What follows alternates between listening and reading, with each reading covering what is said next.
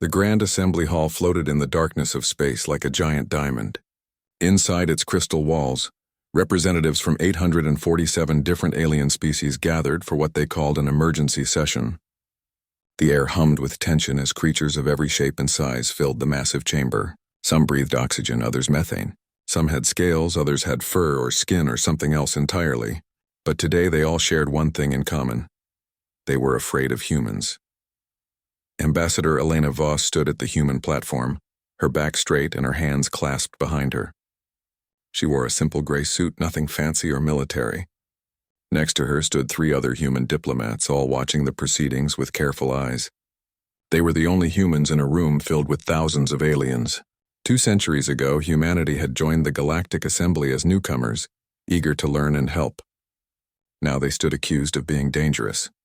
The Threen representative rose from his elevated platform.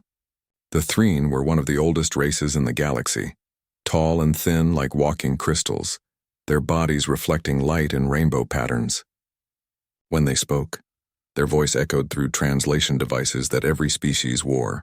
"We gather today to address a threat to galactic stability," the Threen said, his crystalline face impossible to read. "The humans have discovered precursor technology, ancient weapons and tools left behind by the old ones. This technology is too dangerous for any single species to control." Elena felt her jaw tighten, but she kept her face calm.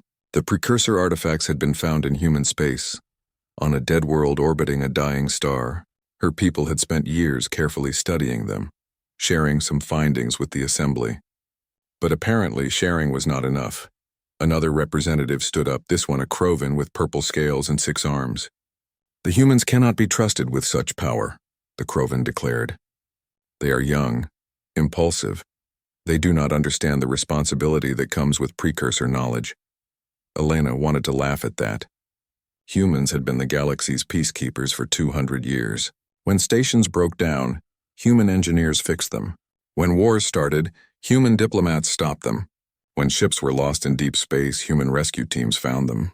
The galaxy ran on human reliability and everyone knew it. Yet here they stood, being called children. The Threen continued speaking. "Therefore, the founding races have prepared a resolution. The human species will surrender all precursor artifacts to assembly custody. Furthermore, humanity will accept technological oversight. A committee of elder races will monitor and approve all human research and development. This is not negotiable. This is for the safety of all." The chamber erupted in sounds. Clicks, whistles, roars, and electronic beeps filled the air as species reacted. Some seemed supportive. Others seemed uncertain. Elena noticed that many of the younger species, those who had joined the assembly after humanity, looked uncomfortable. They knew who really kept the galaxy running. "When will we vote on this resolution?" Elena asked, her voice calm and clear. The Threen turned to face her, and something in his body language seemed almost satisfied. "Ambassador Voss, the vote has already occurred. We held it 3 days ago during the preliminary session. The result was 847 votes in favor." He paused. "And 1 vote against." The chamber fell silent. Elena felt the blood drain from her face, not from fear but from understanding. They had voted without humanity present. They had decided humanity's fate in secret, then called this session just to announce it. This was not a discussion. This was a sentencing. "You voted without us," Elena said quietly. "The resolution concerned you, but it did not require your consent," the Threen replied. "You have 72 hours to begin compliance. Failure to do so will result in economic sanctions. Your trade licenses will be revoked. Your ships will be denied docking rights at assembly stations. If necessary, military assets will enforce a blockade of human space until you see reason." Elena looked at her fellow diplomats. She saw the same cold anger in their eyes that she felt in her chest. For 200 years, humanity had given everything to this assembly. They had shared technology freely. They had died protecting alien colonies. They had built the infrastructure that held galactic civilization together. And this was their reward: threats and ultimatums. She turned back to face the assembly, and when she spoke, her voice was ice. "You have made your choice. Now live with ours." The Threen seemed confused. "You accept the terms?" "No," Elena said simply. She reached up and removed her translation device, setting it carefully on the platform in front of her. Her fellow diplomats did the same. We reject your authority to make demands of a sovereign species. We reject your right to judge us. And we reject our membership in this assembly. The chamber exploded into chaos. Voices shouted in hundreds of languages, but Elena was not done. She tapped a command into her wrist device, and suddenly, every screen in the assembly hall showed the same thing. Human ships. Thousands of them all across the galaxy beginning departure protocols. What is this? The Threen demanded. This is humanity going home, Elena replied. Every human ship in assembly space is now returning to human territory. Every human citizen is being recalled. Every human contract is hereby terminated. You wanted to prove you don't need us? Let's find out if that's true. She started walking toward the exit, her small team following. The aliens in the chamber seemed frozen, unable to process what was happening. They had expected anger, maybe protests, perhaps even submission. They had not expected this. You cannot just leave, a Vrolic representative shouted, its tentacles waving frantically. Your obligations, your treaties. Elena stopped and turned back one last time. Read your own laws. No species can be forced to remain in the assembly. We joined voluntarily. We leave voluntarily. As for our obligations and treaties, you just voted to treat us as criminals. Criminals don't have obligations to their jailers. She continued walking. Behind her, the assembly erupted into arguments and panic. Species were shouting at each other, demanding explanations, trying to understand what just happened. The Threen representative stood frozen, finally realizing the magnitude of his mistake. By the time Elena reached her ship, the galactic communication networks were lighting up with reports. Human colonies across the galaxy had stopped all exports. Human merchant vessels were turning around mid-delivery. Human engineers were packing up their tools and heading home. Human doctors were finishing their current patients, then boarding transport ships.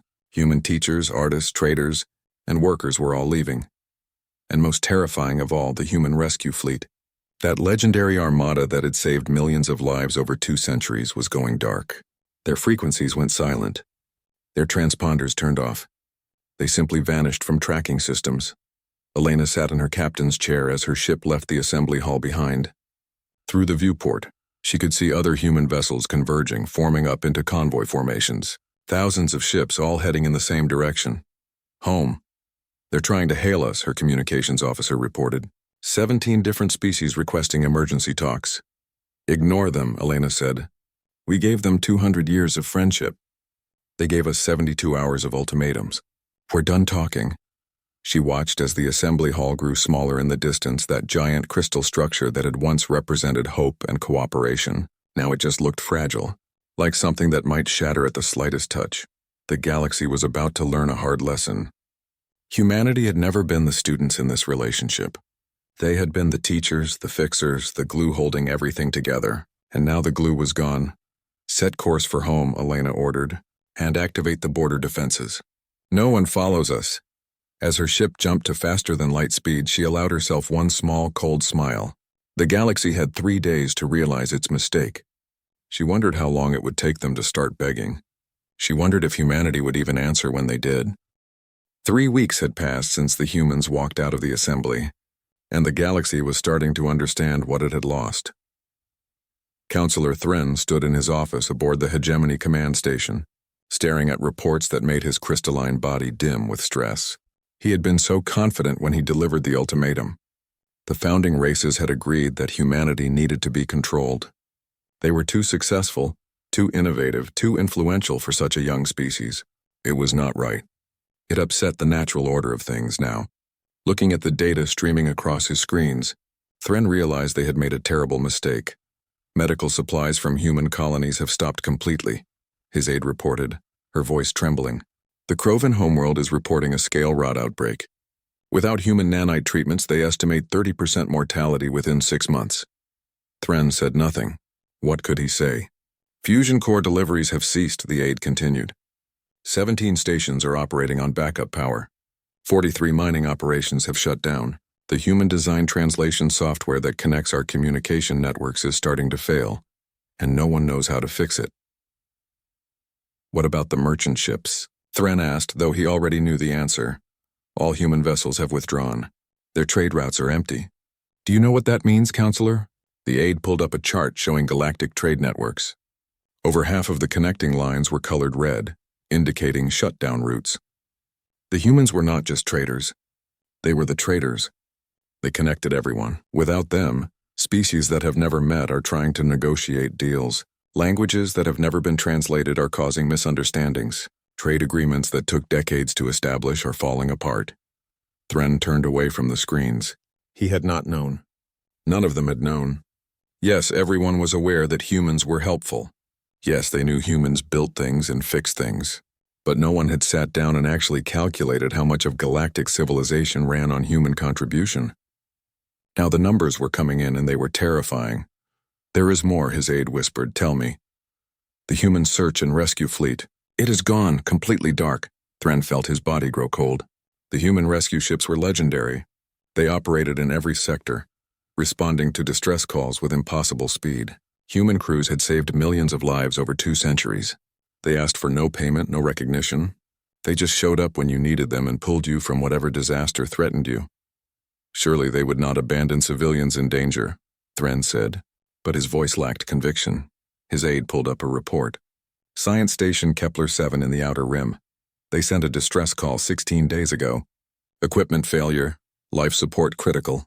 200 researchers on board. The station was 12 hours from human patrol routes. She paused. Before the exodus, a human rescue ship would have reached them in 4 hours. Now, the nearest non-human rescue capability is 3 weeks away. Did they make it? Thren asked, already knowing the answer. We found the station yesterday. 12 survivors. They lasted as long as they could on emergency systems. The rest, she did not finish. 188 dead. Because humans were not there. Because the galaxy had told them to leave. Thren sat down heavily. What is the Vrolic situation? Critical. Dr. Illith from the Vrolic Medical Council has been trying to contact you for 2 days. Connect me. The screen changed to show a Vrolic physician, her tentacles drooping with exhaustion. Counselor Thren, she said without greeting. My patients are dying. We have 17,000 cases of neurofire across 6 worlds. Human medical equipment is failing. We have no replacement parts. We have no technical knowledge to repair what we have. My own diagnostic scanner shut down this morning. Do you understand what that means? I am operating blind. Doctor, we are working on solutions. Illith's voice rose. I have watched people die for 3 weeks while you work on solutions.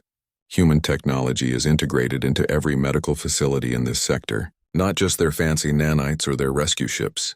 Basic equipment, scanners, life support, surgical tools. All of it designed by humans, built by humans, maintained by humans, and the humans are gone. We are attempting to reverse engineer. You cannot reverse engineer 2 centuries of innovation in 3 weeks, Illith shouted. Do you know what happened when we tried? We took apart a human-made neural scanner, very carefully, following every protocol. When we put it back together, it exploded. Killed 2 of my best engineers. Because we do not understand their technology. We never bothered to learn. We just used it. Thren had no response. Illith stared at him for a long moment. Then her image vanished from the screen. There is more, his aide said quietly. How can there possibly be more? She showed him a star map. Across the galaxy, red indicators bloomed like wounds. Without human peacekeepers, conflicts are escalating. The Maranteloth border dispute has turned into open warfare. The Sector 19 trade war has gone hot. Pirates are raiding unprotected shipping lanes. 3 separate territorial conflicts have erupted in regions that humans were mediating. Thren stared at the map. It looked like the galaxy was bleeding. The economic reports are even worse, his aide continued. The human economy represented 30% of galactic GDP. 30%, Counselor. That is gone now. Stock markets are crashing. Currencies are unstable. Banks are failing. Species that base their entire economy on human trade are facing collapse. What about the stations? Thren asked. The infrastructure? Failing. Slowly but failing. Last week, Alexandria Station lost gravity in 3 sectors. They managed to restore it, but barely. The chief engineer said that 20% of the station's systems use human-designed components. Another 40% use technology built on human principles. They have spare parts for maybe 6 months, then. She made a gesture of helplessness. Thren pulled up another report, one that made his fear even worse. What about our attempt to force their borders? The second fleet approached human space 4 days ago. Not to attack, just to remind them of our military strength. And every ship in the fleet experienced simultaneous AI failure. Navigation, weapons, life support, everything. The systems just stopped. They drifted for 6 hours before automated human drones arrived and towed them back to hegemony space. The drones left a message. Next time, we will not be merciful. Thren felt true terror for the first time in his long life. Their AI systems were human-designed. Most military AI in the galaxy is based on human algorithms. We never thought about it. They shared the technology freely, helped us build our fleets. Now we understand. They put backdoors in everything. Safety measures, they called them. Ways to shut down rogue AI if needed. We never imagined they would use those backdoors against us. So we cannot even threaten them militarily. No, Counselor, we cannot. Thren stood and walked to the viewport, looking out at the stars. Somewhere out there, human space was thriving. Intelligence reports said humans were building new stations, expanding their territory, completely self-sufficient. They did not need the galaxy. The galaxy needed them. Have they sent any messages? He asked. Just one. It came yesterday. Very short. His aide pulled it up on screen. The message was simple. You wanted independence from human influence. You have it. Thren read it 3 times. The cruelty was in its truth. The Assembly had accused humans of having too much influence, of being too essential, of being too dangerous. So humans had simply removed their influence. They had proven exactly how essential they were by disappearing. What are the other founding races saying? Thren asked. They are divided. Some want to negotiate. Others still insist we must maintain our position. The pride of the elder races must be preserved, they say. Pride, Thren repeated bitterly. What good is pride when our citizens are dying? When our economy is collapsing? When our space stations are failing? His aide had no answer. Contact the other founding races, Thren ordered. Emergency session. We need to discuss our options. And if they refuse to negotiate with humanity? Thren looked at the casualty reports, the economic data, the military assessment. He looked at the galaxy falling apart, piece by piece, without the humans there to hold it together. Then we are doomed, he said quietly, because we cannot survive this. None of us can. He returned to his desk and began composing a message to the Assembly. It was time to admit what everyone already knew, but no one wanted to say. The galaxy did not lose a member species when humanity walked out. The galaxy lost its foundation, and without that foundation, everything was starting to crumble. 6 months had passed since the Exodus, and the galaxy was dying. Ambassador Elena Voss sat in her office on Earth, reviewing reports from the border stations. Human space was thriving. New colonies were being established. Industries were booming. The entire human economy had shifted inward, focusing on their own expansion and development. Without the constant demands of galactic trade and peacekeeping, humanity had resources and energy to spare. They were building things they had only dreamed about for decades. Outside her window, she could see the new orbital defense platforms, massive structures that bristled with weapons and shields. Humanity had been preparing for this day for years, quietly and carefully. They had hoped it would never come, but they had known the elder races would eventually see humanity's success as a threat. Status report from the border? Elena asked her aide. 15 attempted incursions this week, all turned back without violence. 3 Krovan vessels tried to sneak through using stealth technology. Our sensors detected them before they crossed the boundary. We sent them back with a warning. Elena nodded. The border was closed, completely. No ships in, no ships out, no communication. Humanity had gone silent, and the silence was apparently more terrifying than any threat they could have made. What about the assembly sessions? They meet every day now, sometimes twice a day. The reports coming out are... The aide paused, choosing his words carefully. They are desperate, Ambassador. The founding races are divided. Some want to negotiate. Others still claim we will come crawling back when we realize we need them. Elena almost laughed at that. Need them for what? Humans had built most of galactic civilization's infrastructure. They had designed the technology, trained the workforce, established the trade routes. They had given freely, shared openly, helped constantly, and when they left, they took their knowledge with them. Show me the latest intelligence, Elena ordered. The screens lit up with data from across the galaxy. What she saw was exactly what she had predicted 6 months ago, but seeing it still made her feel a cold sadness. The Krovan homeworld was in crisis. Scale rot had spread to 40% of the population. Without human nanite treatments, the death toll was approaching 50 million. Their medical system had collapsed. They had tried to reverse engineer the human technology, but nanomedicine was complex. Their best attempt had resulted in a treatment that killed more patients than it saved. Station after station was reporting critical failures. Life support systems breaking down. Gravity generators failing. Power cores overloading. All of them built on human designs, maintained by human engineers who were no longer there. Some stations had managed to limp along on emergency repairs. Others had been abandoned entirely, their populations evacuated before catastrophe struck. The economy was in free fall. Galactic trade had shrunk by 60%. Currencies were worthless. Banks had failed. Entire species were facing financial ruin. And the irony was not lost on Elena. The galaxy had tried to punish humanity with economic sanctions. Instead, they had destroyed their own economy by losing access to human trade. But the worst part, the part that made Elena feel genuinely angry, was the casualty count. Over 1 billion dead in 6 months. Not from war, not from plague, from preventable accidents and treatable diseases, from rescue ships that never came, from medical equipment that broke down, from stations that failed, from food shipments that never arrived, from all the little ways that human contribution had kept people alive, ways that no one had noticed until they were gone. There is something else, her aide said quietly. 3 hours ago, we detected a Threen war fleet moving toward our border. 50 ships, including 3 heavy carriers. Elena felt her muscles tense. Are they attacking? No, they stopped at the boundary and he paused. They are just sitting there, not advancing, not retreating. Just waiting. Waiting for what? Permission to enter, we think. They have been broadcasting a message on repeat. It says, Ambassador Voss, we request parley. We have no hostile intent. We only wish to talk. Elena considered this. 6 months ago, she would have ignored it. Let them wait. Let them suffer. Let them learn. But she was not cruel and she was not petty. She was angry, yes. Disappointed, absolutely. But she was still a diplomat. Send a reply, she said. 1 ship only. No weapons active. They can dock at Border Station 7.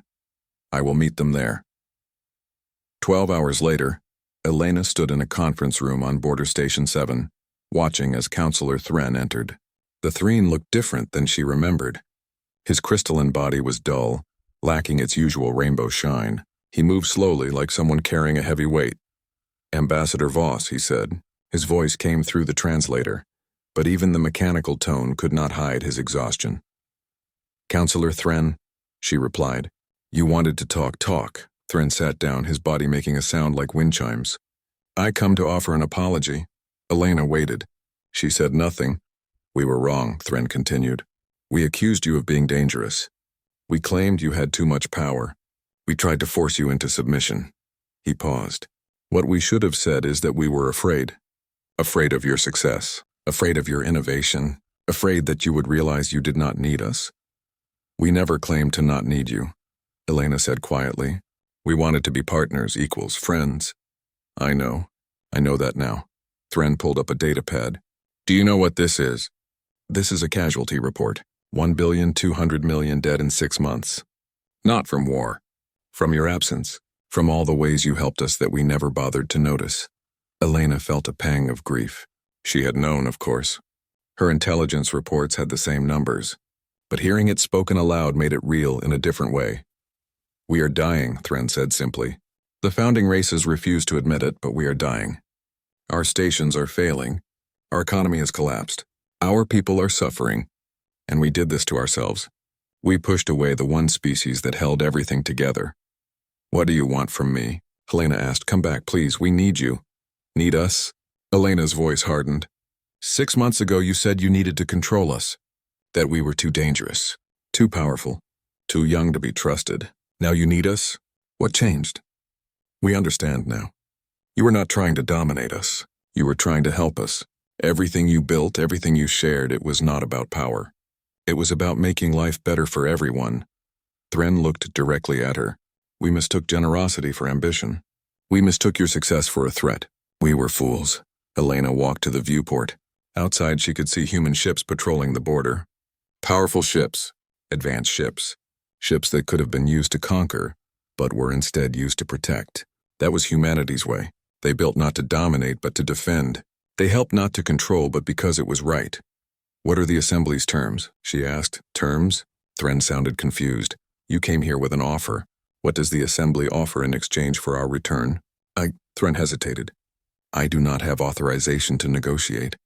The founding races have not agreed on terms. Some still believe you will return without conditions. That you need the galaxy as much as we need you? Elena turned to face him. Then we have nothing to discuss. Go back to your assembly. Tell them that humanity will not return just to be taken for granted again. Tell them we want a formal apology. We want constitutional protections. We want representation that reflects our actual contribution to galactic civilization.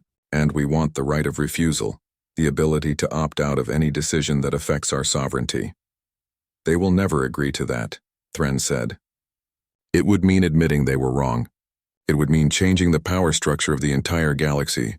Then billions more will die, Elena said flatly, because we are not coming back to be your servants. We are not coming back to be your tools. We come back as equals, or we do not come back at all. Thren stood slowly. He looked defeated. I will deliver your message, but I do not think they will listen. Then make them listen, Elena said. Show them the casualty reports. Show them the economic data. Show them what the galaxy looks like without humanity holding it together. Make them understand that their pride is killing their citizens. Thren nodded and turned to leave, but at the door he stopped. Ambassador, there is something else. Something we detected 3 days ago. Something from deep space. Elena felt a chill run down her spine. What? We are not certain yet. But our long-range sensors picked up energy signatures, moving toward galactic space. The signatures match old precursor warnings. The ones you found in the artifacts. The Devourers, Elena whispered. Yes, the precursors barely survived them. They left warnings, defenses, protocols, all encrypted in those artifacts. The ones we tried to take from you. Elena stared at him. How long do we have? Unknown. Maybe months, maybe years, but they are coming. Thren's body dimmed further. And the only species that successfully deciphered the precursor defenses is humanity. The very knowledge we tried to confiscate is now the galaxy's only hope for survival. He left, and Elena stood alone in the conference room, staring out at the stars. The galaxy needed humanity, but now humanity might need the galaxy too, because the Devourers did not care about politics or pride or power structures. They simply consumed everything in their path. 3 years had passed since the Devourers entered galactic space and the war was still raging. Ambassador Elena Voss stood on the bridge of the UGS Unity, watching as another battle unfolded in the distance. Flashes of energy lit up the darkness, as human ships fought alongside Threen, Krovan, Vrolik, and a dozen other species. The combined fleet moved with practiced coordination, each species playing to their strengths. Humans provided the strategic planning and advanced weapons. Threen offered their powerful shields. Krovan brought their numbers and manufacturing. Vrolik contributed their medical expertise. Together they were holding the line, but the cost was terrible. Status report, Elena ordered. Her tactical officer, a young Kilvan named Reth, pulled up the data. The Devourers have consumed 14 systems in this sector. Evacuations are ongoing. We have saved approximately 70% of the civilian population. The rest. He did not finish. Elena closed her eyes briefly. 30% losses, billions of lives. It was better than the early days of the war, when entire worlds had been caught unprepared. But it was still horrific. How are the defense platforms holding? Sector 7 platforms are at 40% capacity. Sector 9 is reporting complete failure. We need to fall back and regroup. Elena nodded. This was the pattern of the war. They fought, they held, they retreated. They saved who they could. They built new defenses. They adapted. The Devourers were relentless, but they were learning. Slowly, painfully, the galaxy was learning to fight back. Admiral Chen is requesting permission to deploy the new weapon, Reth said quietly. Elena felt her stomach tighten. The new weapon. A human design based on precursor technology. It could disrupt Devourer feeding patterns, potentially destroying entire swarms, but it was also incredibly dangerous. It used exotic matter in ways that made even human physicists nervous. One miscalculation could tear a hole in space-time. Tell the Admiral he has permission, but only as a last resort. Over the past 3 years, the galaxy had changed beyond recognition. The old assembly hall was now the War Council. The beautiful, crystal structure had been reinforced with armor and weapons. It was no longer just a place for debate. It was a command center, coordinating the defense of trillions of lives. And Elena Voss was no longer just an ambassador. She was the Supreme Counselor, elected unanimously by the Assembly. The first human to hold the position. Some of the founding races had objected at first, but when the votes were counted, the result was clear. The galaxy trusted humanity to lead them through this crisis. Incoming transmission from Counselor Thren, her communications officer announced. Elena accepted the call. Thren appeared on screen, his crystalline body scarred from combat. He had refused to stay in safety, insisting on serving in the fleet. Elena respected that. Elena, he said, using her first name. They had become friends over these hard years. We have a problem. The Devourers are adapting. They are learning to counter our shields. How long do we have? Weeks, maybe less. We need a new strategy. Elena thought quickly. Gather the War Council, all species. We need everyone's input on this. 6 hours later, representatives from every species sat around the council table. Not just the powerful ones, not just the founding races, everyone. Because Elena had learned something important. Good ideas could come from anywhere. The youngest species had contributed innovations that saved millions. The smallest colonies had provided crucial intelligence. Everyone had value.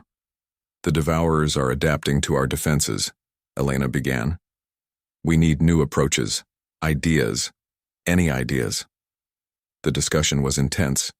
A Marin scientist proposed using gravitational weapons.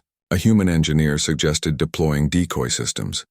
A Krovan admiral recommended coordinated strike patterns. Everyone contributed. Everyone was heard. Finally, a quiet voice spoke up. A Teloth researcher, young and nervous. What if we do not try to destroy them? What if we redirect them? The room fell silent. Elena leaned forward. Explain. The Devourers follow energy signatures. They are drawn to dense matter and high-energy systems. What if we created a false trail, led them away from inhabited space? The idea was brilliant and risky, but it might work. Over the next weeks, the galaxy executed the plan. Massive energy generators were deployed in uninhabited space, powerful signals designed to attract the Devourers. And slowly, impossibly, it began to work. The swarms shifted course. Not all of them, but enough. Enough to give the galaxy breathing room. The war continued. There were victories and defeats, heroic stands and tragic losses. But the tide was turning. The Devourers were being pushed back, not destroyed, but redirected, weakened, managed. And through it all, the galaxy fought together. Species that had once barely spoken to each other now bled together, shared quarters on ships, saved each other's lives. Humans died protecting Threen colonies. Krovan sacrificed themselves for human refugees. Vrolic doctors treated all wounded equally. The old hierarchies, the old prejudices, they burned away in the fire of survival. 2 years later, the last major Devourer swarm was driven from galactic space. The war was not over completely. There were still scattered remnants, still dangerous pockets of activity, but the existential threat had passed. Elena stood in the rebuilt assembly hall, preparing to give a speech. The hall had been repaired after the war, but it looked different now. The old throne-like platforms were gone. Instead, there was a circular chamber where every species sat at the same level. Equal. People of the galaxy. Elena began, her words translated into 800 languages. We have survived, not because we are strong individually, but because we learned to be strong together. She paused, looking around the chamber. So many faces, so many species, united in a way they had never been before. 3 years ago, I stood in this hall and told you we needed to change. We needed to see each other as partners, not as masters and servants. Some of you doubted, some of you resisted, but the Devourers taught us something important. We need each other. All of us. Every species. Every voice. A Threne delegate stood. Elena recognized him as Thren's successor. Thren himself had died 2 years ago, saving a human medical ship from a Devourer attack. His last words had been simple. Tell Elena she was right. We are stronger together. Supreme Counselor, the delegate said. On behalf of the Threne hegemony, I wish to offer a formal apology. Not just for the ultimatum that drove humanity away, but for centuries of believing we were superior. For centuries of treating younger species as lesser. We were wrong, and we are sorry. Other delegates stood. One by one, species offered their own acknowledgments, their own apologies, their own commitments to a new way forward. Finally, Elena held up her hand for silence. We do not need apologies anymore, we need action. We need to build on what we have learned. The right of refusal is now law for all species. But I propose we go further. I propose we establish the new Galactic Accord. She displayed the document she had been working on for months. A complete restructuring of galactic government. No more founding races with special privileges. No more hierarchies based on age or power. Instead, representation based on contribution. Protection for all. Justice for all. This war has shown us who we can be, Elena said. Let us not forget these lessons. Let us build a galaxy where every species is valued, where every voice is heard, where we face challenges together as equals. The vote was not unanimous. Change never came easily, but it passed with a strong majority. The galaxy had chosen a new path. Later that evening, Elena walked through a memorial garden that had been built to honor the fallen. Millions of names. Billions of stories. Human and alien alike. They had died together. They had saved each other. They had proven that species did not matter when it came to courage or sacrifice. She stopped at a monument dedicated to Counselor Thren. His crystalline form had been preserved, forever reflecting the light of nearby stars. We did it, she said quietly to the statue. We survived, and we learned. I think you would be proud. A young human officer approached. Supreme Counselor, they are asking for you at the reception. Elena nodded. There was a celebration happening. The first true peacetime in 3 years. Species mingling freely, sharing stories, building friendships, children from different worlds playing together, not knowing or caring about the old prejudices. As she walked toward the sounds of laughter and music, Elena felt something she had not felt in a long time. Hope. Real hope. The galaxy had been through fire. It had been broken and remade. But it had emerged stronger, more united, more just. She thought back to that day 3 years ago, when she walked out of the assembly, when she turned her back on a galaxy that had rejected humanity. It had been the hardest decision of her life, but it had been necessary. Sometimes you had to walk away to show people what they stood to lose. Now, humanity stood at the center of a new galactic order, not as conquerors, not as masters, but as partners, as friends, as equals. And that was exactly what they had always wanted. The future was uncertain. There would be new challenges, new conflicts, new threats. But the galaxy would face them together now, with every species contributing, every voice heard, every life valued. Thank you for watching and comment for next part. The assembly hall was fuller than it had been in decades. Every species had sent representatives. Every seat was occupied, but this time the mood was different. There was no confidence, no pride, no sense of superiority. There was only fear. Counselor Thren stood at the central podium displaying data that made the entire chamber fall silent. Images from deep space showed dark shapes moving through the void. massive structures that dwarfed even the largest stations, energy signatures that registered off every scale, and they were heading toward the galaxy. The Devourers, Thren announced. Confirmed. They are real and they are coming. A Vrolic representative raised a tentacle. How long? Best estimate, 8 to 10 months before they reach the outer colonies. 12 to 14 months before they reach core worlds. Panic erupted. Species shouted in their native languages, overwhelming the translation systems. Some representatives stood up, demanding action. Others sat frozen, unable to process the information. The galaxy had lived in peace for so long that most species had forgotten what real existential danger looked like. Order, Thren commanded. We do not have time for chaos. We need solutions, a Marin delegate spoke up, her voice trembling. What do we know about them? How do we fight them? We know almost nothing, Thren admitted. The precursors left warnings, but most are encrypted. What we have decrypted tells us the Devourers are not a species. They are more like a force. They consume matter and energy. They convert entire star systems into fuel for their journey. The precursors fought them 10,000 years ago and barely survived. They built defenses, weapons, protocols. All of that information is locked in the artifacts, another voice called out. The artifacts the humans found, the ones we tried to take from them. The chamber went quiet. That was the heart of it. The knowledge they needed to survive was in human hands, and humanity was behind closed borders, refusing to help the galaxy that had betrayed them. We need to negotiate with the humans, a younger delegate said. A Kilvan, one of the species that had joined the assembly after humanity. We need their help. The founding races will not beg, a Threen elder declared, his crystalline body rigid with pride. Then we will all die, the Kilvan shot back. Is your pride worth more than your species' survival? The debate raged for hours. The founding races remained divided. Some argued they should make concessions. Others insisted they should maintain their position, that humanity would eventually realize they needed the galaxy. A few even suggested using force to take the information they needed. Finally, Thren had enough. He struck the podium with enough force to crack it.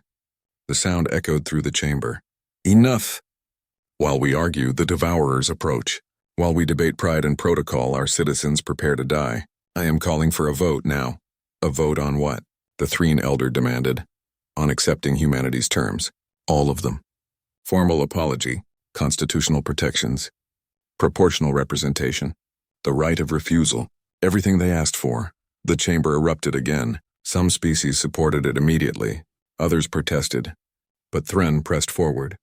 We vote now. Accept humanity's terms and live. Or reject them and face extinction. Those are our choices. The vote took 2 hours. Some species voted quickly. Others debated among their delegations. The founding races were split, arguing furiously among themselves. But finally, the results appeared on the main screen. 512 votes in favor. 335 opposed. It passed. Barely. Thren looked at the numbers and felt both relief and shame. Relief that they had chosen survival. Shame that it took the threat of extinction to overcome their pride. Prepare a message to humanity, he ordered. Tell them we accept their terms. All of them. And ask them to send a delegation. We need to talk about the Devourers. 3 days later, Ambassador Elena Voss returned to the assembly hall. But this time, things were different. The human delegation arrived with a fleet of 30 ships. Not warships exactly, but vessels bristling with technology that made military analysts nervous. The message was clear. Humanity was not coming back as supplicants. They were coming back as equals with the power to enforce that equality if necessary.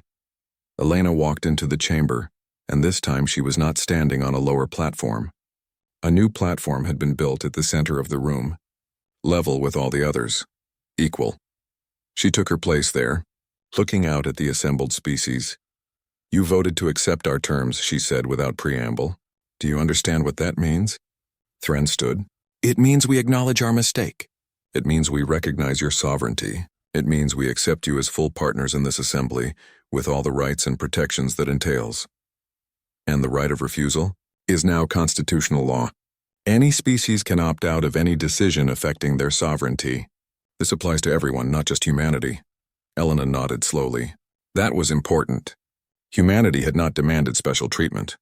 They had demanded a principle that protected all species. That was the difference between seeking power and seeking justice.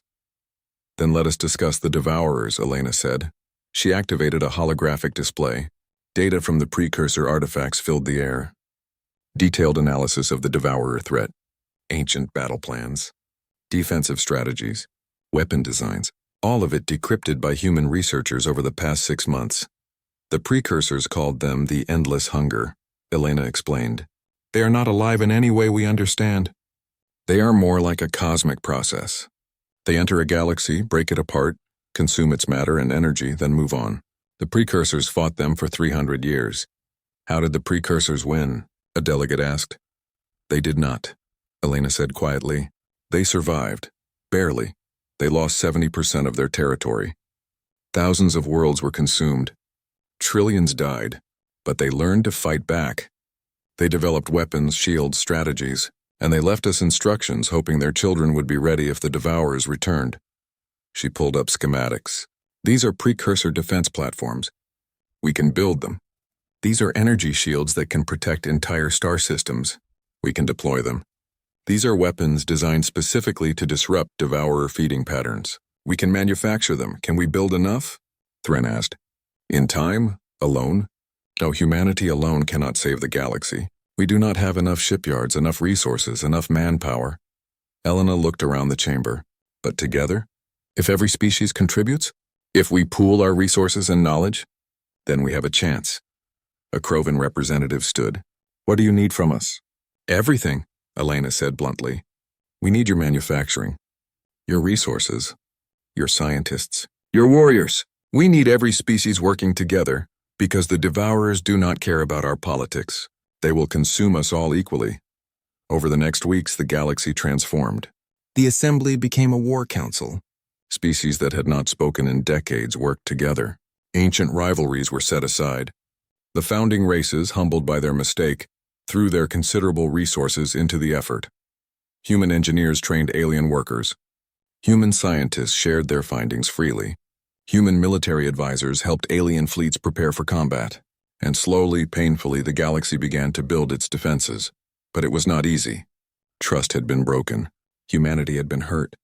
The scars from the Exodus remained. Elena found herself in countless meetings, mediating disputes, rebuilding relationships that had been damaged. Some species expected things to return to how they were before. They had to learn that the old power structures were gone forever. One night, Elena stood in her quarters looking at casualty projections. Even with all their preparations, the simulations showed massive losses. Millions, maybe billions would die before the Devourers were stopped, if they could be stopped at all. You are worried, a voice said. She turned to see Thren standing in the doorway. He looked better now, his crystalline body regaining some of its shine. The weight he had carried for months was lighter, though not gone. We might not win, Elena admitted, even with everything we are doing. But we will fight, Thren said. Together.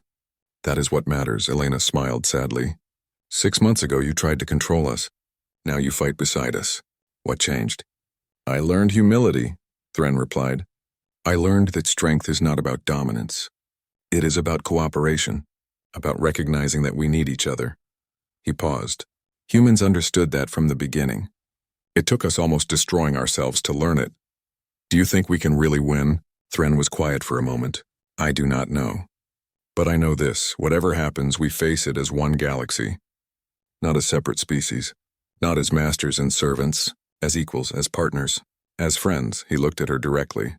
And if we die knowing we tried. Together. That is worth something. Elena nodded. He was right. The outcome was uncertain, but the path was clear. Humanity and the galaxy, united at last, would stand against the darkness, and whatever came, they would face it side by side.